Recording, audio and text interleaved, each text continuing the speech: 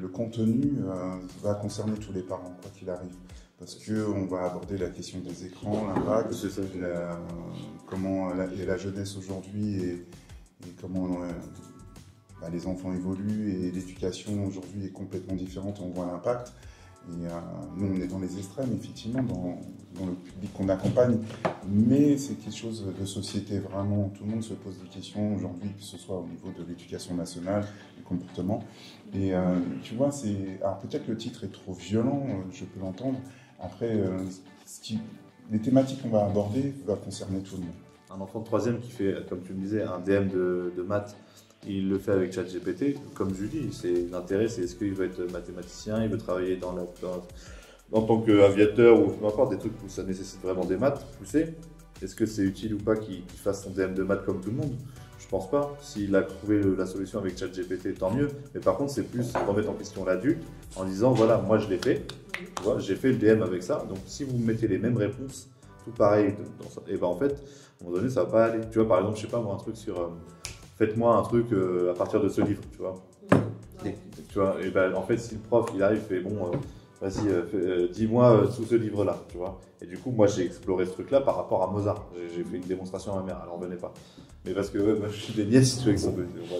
Et du coup, je lui dis voilà, ce qui m'intéresse, moi, c'est pas de savoir ce qu'est Mozart. Ce qui m'intéresse, c'est de savoir comment il est devenu lui, tu vois. Donc c'est là où il y a de l'intérêt à ce que l'adulte prenne conscience de ce que c'est et d'accompagner l'enfant à faire des recherches intelligentes autour de ça.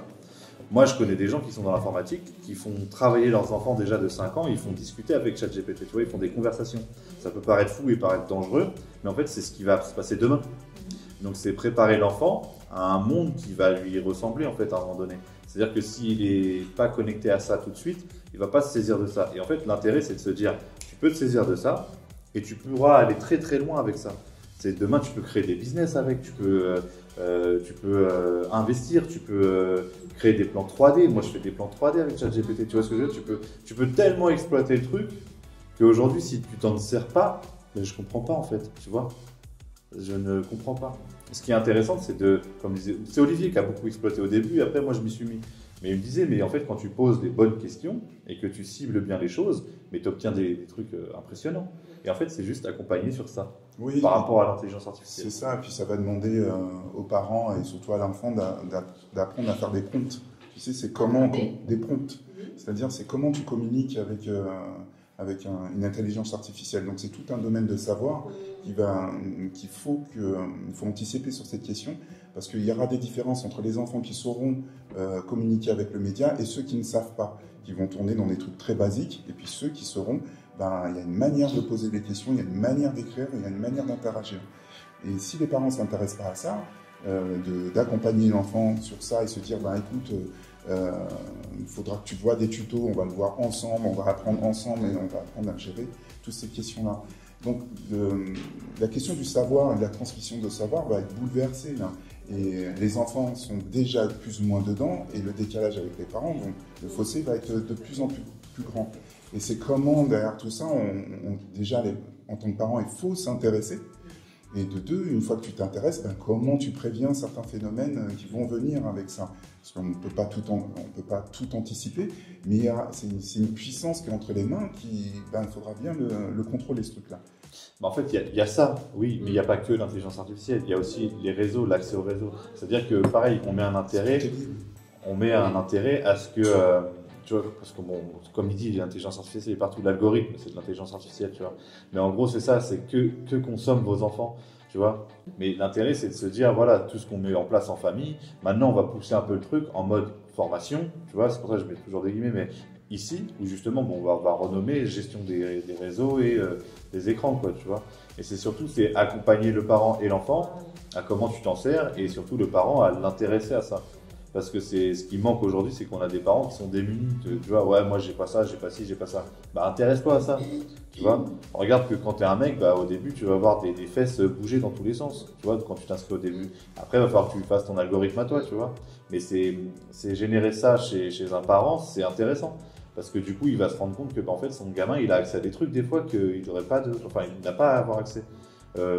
avec Olivier, on s'est rendu compte, moi quand je travaillais au pavillon ado, la pédopornographie, c'était hoche, tu vois, parce que je me suis rendu compte que je voyais les gamines danser, et je me dis, mais pourquoi elles font ça?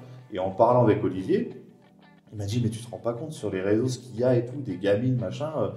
Et en fait, bah, il me dit, mais va voir. J'ai été voir, et c'est hoche, quoi, tu vois. À quel point on est à un niveau où des fois les gamins, ils peuvent basculer dans un truc.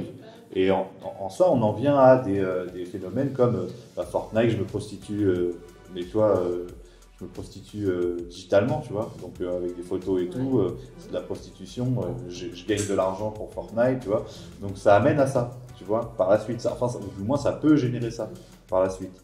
Donc c'est amener tout ça, tu vois, aux parents, même si, comme je te dis, on le fait déjà, on cible les choses et tout, mais c'est vraiment amener une masterclass là-dessus et vraiment prendre conscience que, bah, en fait, les réseaux amènent beaucoup de choses, mais ça amène aussi le fait que vous ne connaissiez pas et vous ne vous intéressez pas à ça, bah, en fait, ça donne un sentiment de pouvoir à l'enfant. Et c'est en ça où on en vient à l'enfant tyrannique, tu vois.